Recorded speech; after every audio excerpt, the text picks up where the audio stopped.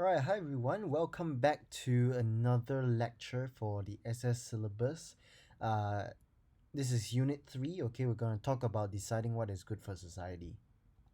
Now, very simply put, alright, this is a very important chapter.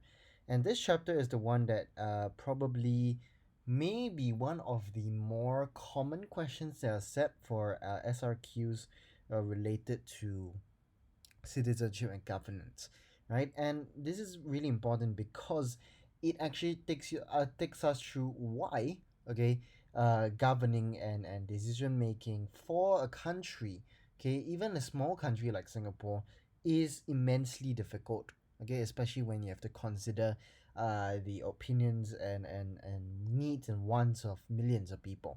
Okay, so we're gonna start off first with our challenges in decision making. Now, there are a few that you need to know of. Okay, the first one is differing needs and interests. Now, differing needs and interests comes in the sense of you and me, we have very, very different needs and wants, right? So, two people will probably have different needs and wants, okay? But the government can only afford, okay, to give certain things to everybody. Okay, it might not be the thing that you want, okay, but that is the choice that the government has made. Okay, so this is what we call common good. So as much as possible, we're going to provide something, okay, that benefits as many people as possible. Right, so this is the common good. At the same time, those whose needs or interests are rejected for the common good, they must also get a good reason, okay, why their needs had to be rejected for this sake. Okay, so this usually comes about, okay, when we have less important things. For example, basic needs, we can all agree everybody need food, water, shelter, all these things basic. Okay, but dependent on the identity that you have, okay, in society, perhaps the other needs become a lot more different. So in terms of, say, if you are a car driver, you would want the government to invest more in better roads and stuff like that, as compared to somebody who takes public transport. They will probably want more buses, more MRTs and stuff like that. So as you can see, two Singaporeans, two different backgrounds, have their very different needs and interests here that the government needs to reconcile with. Okay, and given that we have limited resources, in an ideal world we can give everybody whatever they want, but here in the real world we only have that much resources to spare. Okay, so we need to decide how to use it to benefit the most amount of people as possible. That is differing needs and interests, the issue here. Now, second one is differing priorities. Okay, this is different. Okay, a lot of students get these two confused. There are two different ideas. Okay, we have very, very different ideas in terms of the order, okay, that we should resolve things, right? So perhaps we agree, okay, say education, housing, healthcare are all important things that the government needs to provide for, okay, but we may disagree on in which priority do we address them. So for example, if you have a kid who is in a primary or secondary school, right, logically speaking, as a parent, I would want, okay, the government to focus mainly and firstly on education policy, to make education as good as possible so that my child benefits, right? But as compared to, say, like a elderly person, okay, and their children, okay, perhaps their concern will be on healthcare, because as you grow older you need better healthcare, you need more healthcare services. Okay, so their concern is government should invest the money and invest the time into making the healthcare policies better.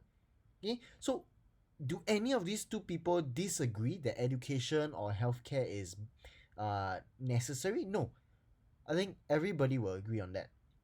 However, because of our background, because of the way our identity and life is shaped, okay, we might have very different ideas on in which order these should be addressed.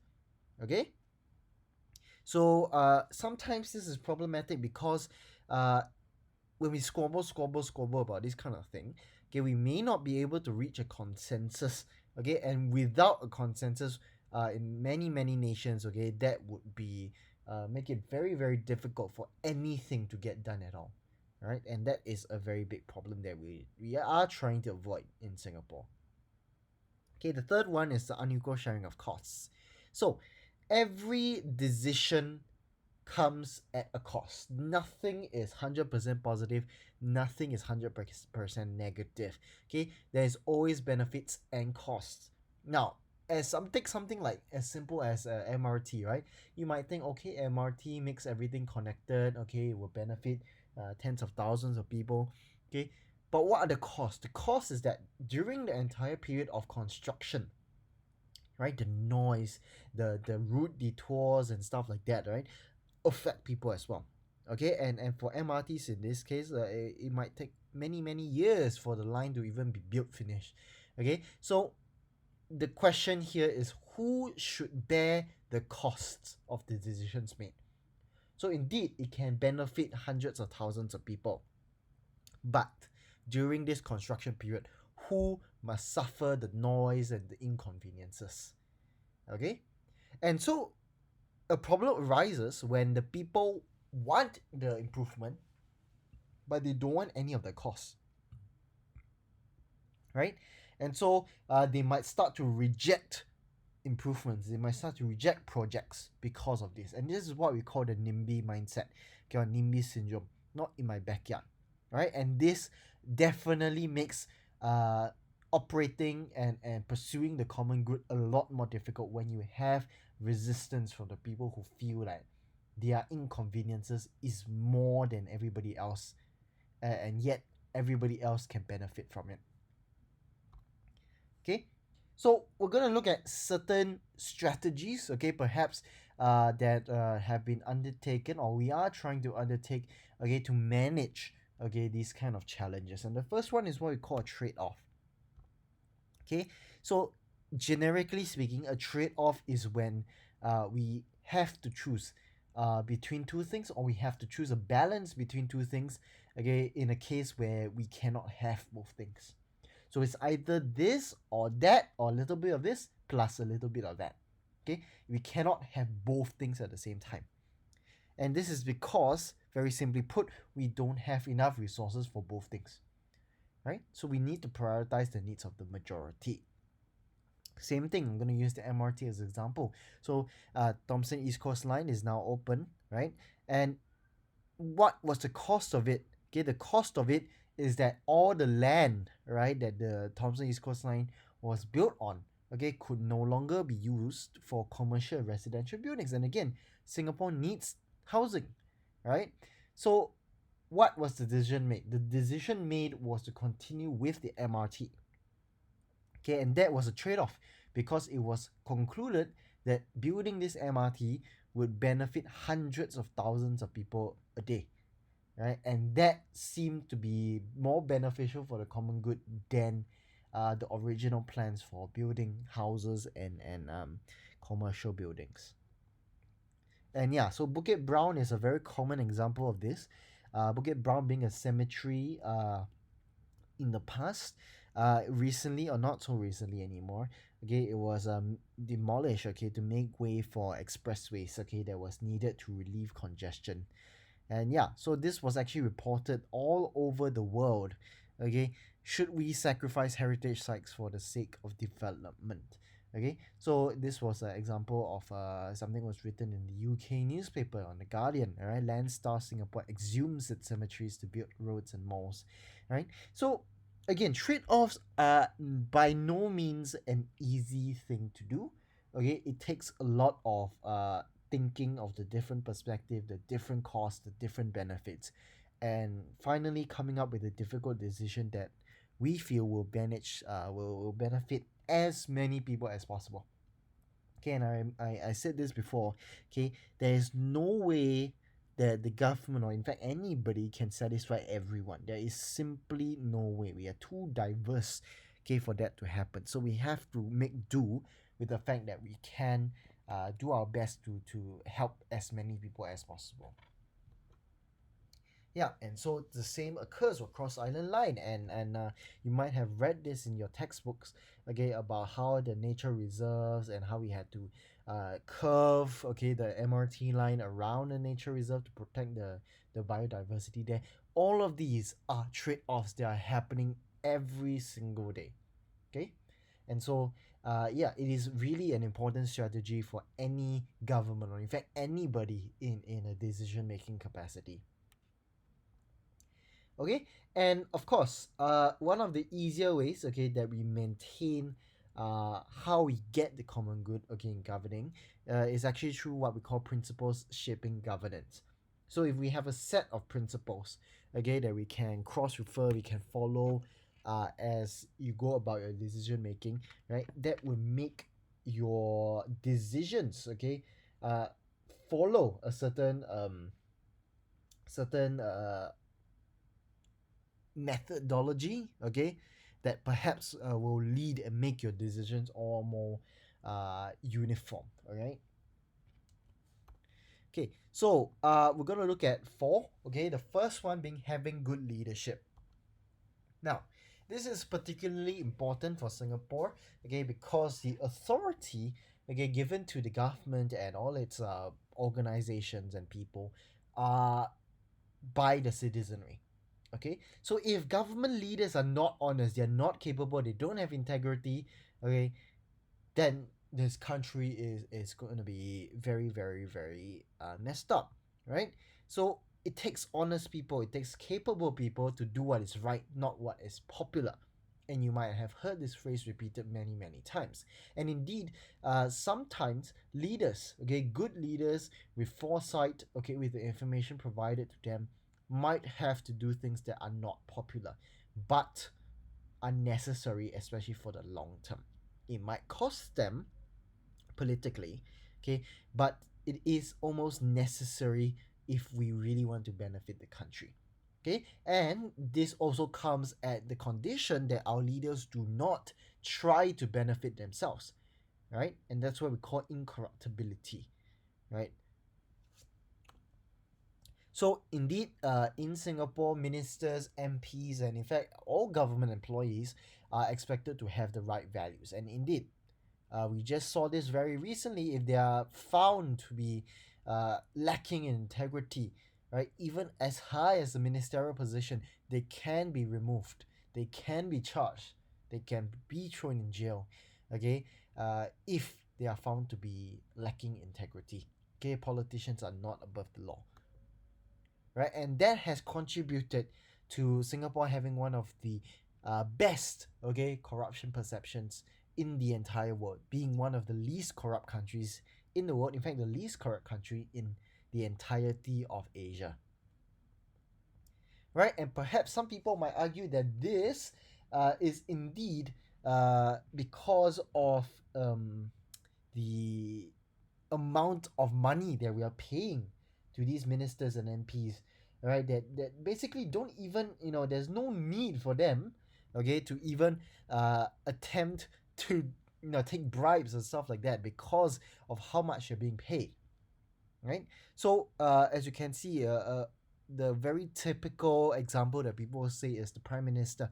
The prime minister is being paid almost $1 million, okay, more than $1 million, in fact, okay, and people argue that is exactly why Singaporean politicians, okay, do not need to be corrupt in the first place, because they're already earning so much, and this was the justification provided, okay, for these salaries. Whether or not that's actually true is up for you to decide, okay, but this is the justification nonetheless. And indeed, okay, it is not infallible. Okay, there are many, many, many instances where uh, people who are corrupt have been part of the government and have caused issues there within, right? Okay, and more often than not, they're being brought to justice. Okay, so you cannot, or rather, you cannot guarantee incorruptibility. You can guarantee that incorruptibility gets punished as much as possible. When you're trying to find the right people, you try to find people who will not be corrupt. Okay, but of course, okay, corruption, misdeeds, and stuff like that are inherently part of human nature, and indeed, Singapore takes a very harsh stance towards people who are of high positions yet either abuse them or misuse them. Okay, so same for Raisa Khan, who lied in Parliament in 2020. Okay, same for Christopher Tizuza. Okay, so it doesn't matter if it's opposition or PAP or whatever. Okay, if you make a mistake, you will be held accountable for the mistake. Okay, and indeed, right, the most recent case, okay, being Singapore Minister S. Iswaran, being charged, okay, in a very rare graft case in Singapore where he pled guilty to obstructing justice and obtaining gratification, right? And this is landmark, and in fact, this was reported all over the world again because Singapore is that he has that reputation of being a very quote unquote squeaky clean government, and a minister being charged with a crime is something that is almost unthinkable. Okay, at least for the last 59 years or so.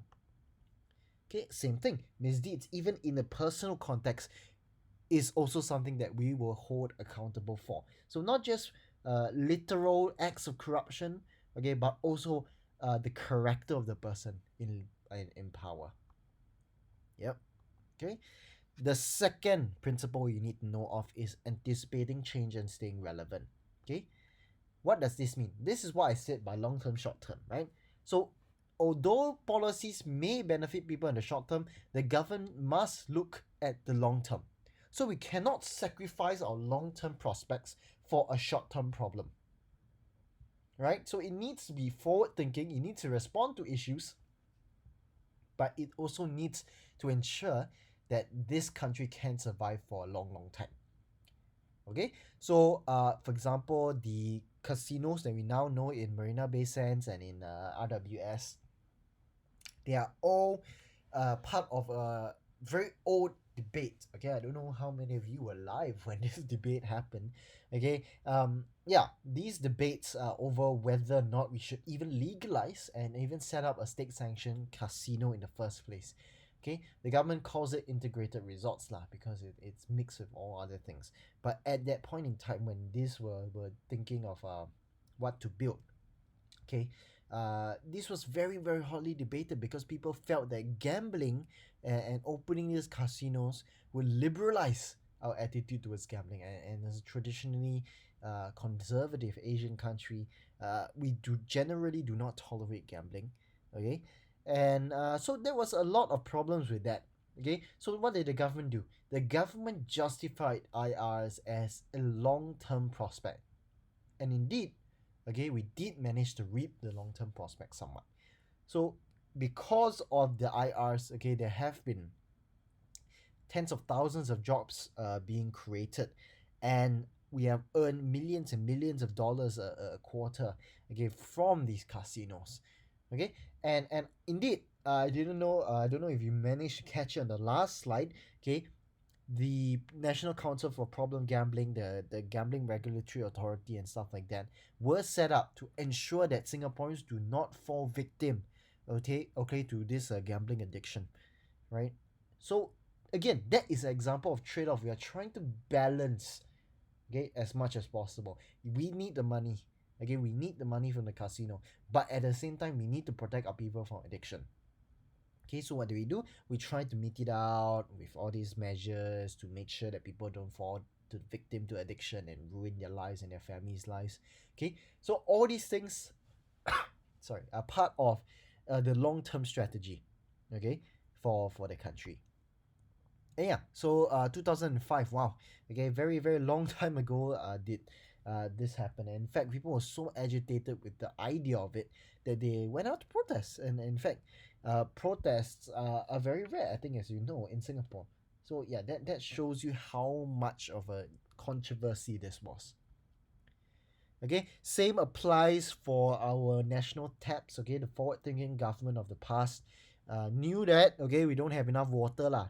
Okay, so we needed to innovate, not just to rely on other people for water, but also to collect and purify our own waters. And this gives rise to our favorite new water, okay, that we know today.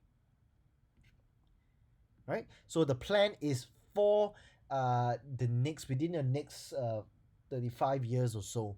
Okay, we will need to have new water make up 50% of our water demand, okay, as compared to the present 30%, right? Rather than rely on a unstable source of imported water, and a water agreement with Malaysia, which is very volatile, okay, is ultimately set to expire by 2061.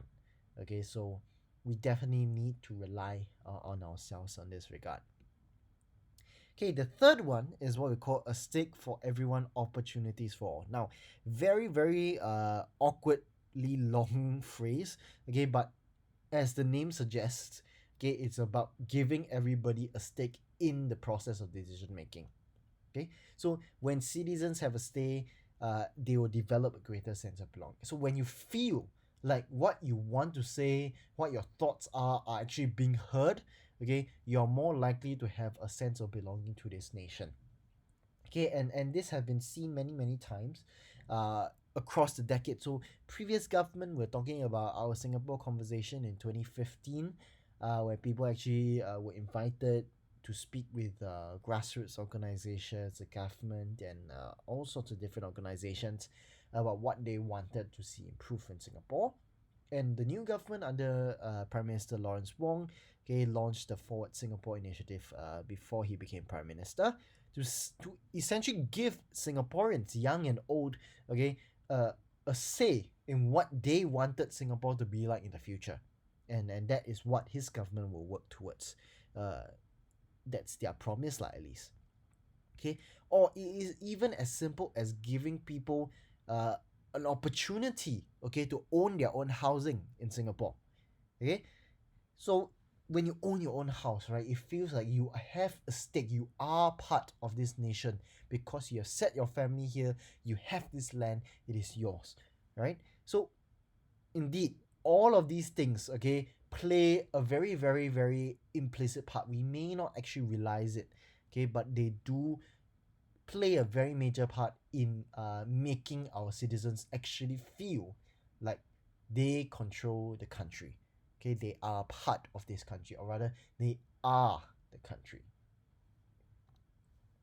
Okay, and we see this as late, okay, with a lot more social activism in the recent years, right? So when people are given the right, okay, to speak out for what they believe in, right?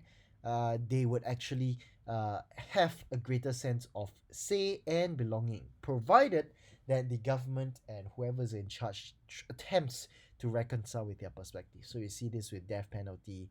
Uh, you see this with the problems over foreign talents, immigrants, environment, even a reserve presidential election scheme we talked about last time, okay, or even the LGBTQ issues, right? So at the end of the day, when we have a stake, okay, when everybody has a stake in what we say, we have a diversity of opinions, and diversity is good, right?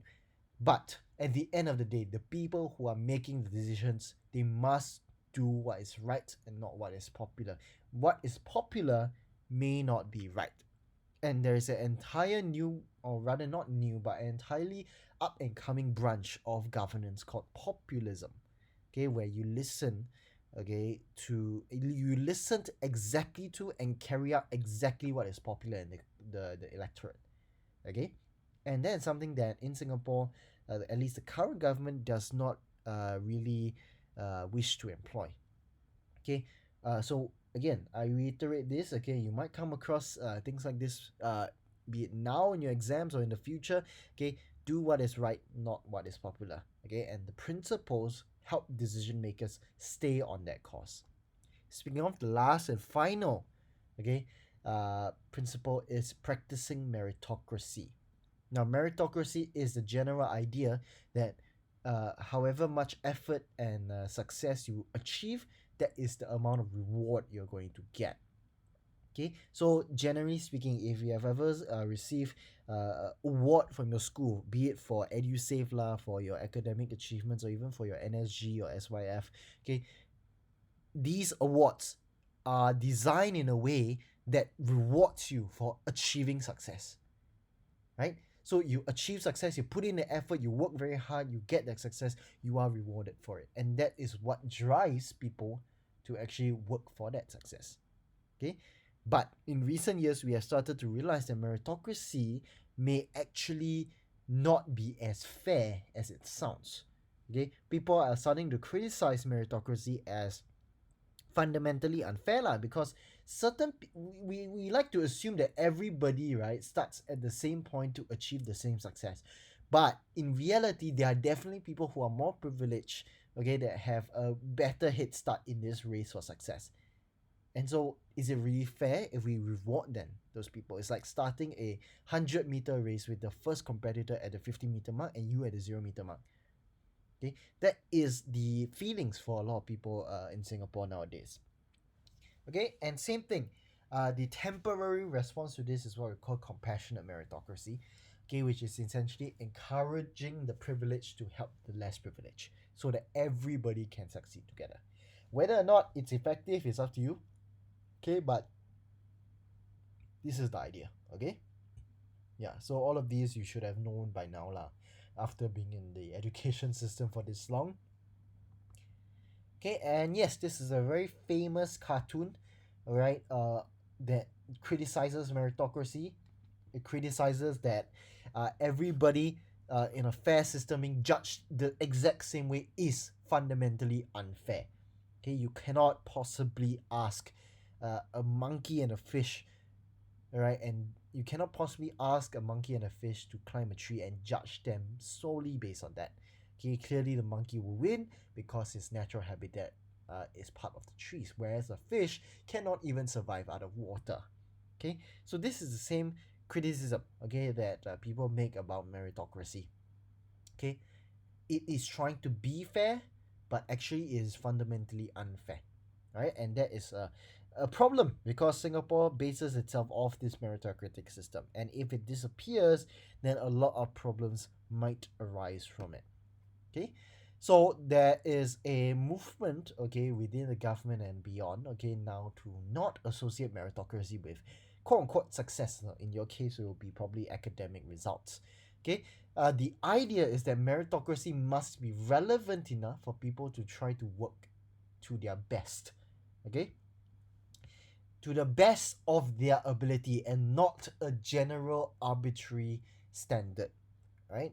So that is how we're trying to deal with the issues of stress and anxiety and mental illnesses, especially in students. Not just students, but in fact in the staff, in your teachers as well, right? They are also judged on successes, okay, or indeed failures, right? So this competitive nature of Singapore is something we're trying to mellow out, okay, in the coming years to limited effect at this current stage, okay. But for meritocracy to maintain as a core principle of governance, and indeed it is what helps Singapore grow to the point it is today, okay, for it to maintain its status as such, okay, it has to undergo such a little bit of mellowing, okay, or rather a reshaping, okay, to fit the modern context and the modern pressures.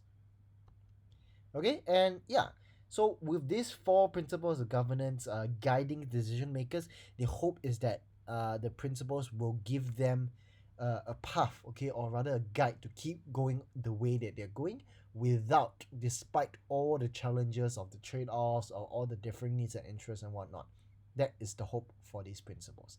Okay, so you need to know the four principles, you need to know what a trade-off is, okay, and you definitely need to know about your three critical challenges of decision making: unequal sharing of costs, differing priorities, differing needs and interests that all need to be responded.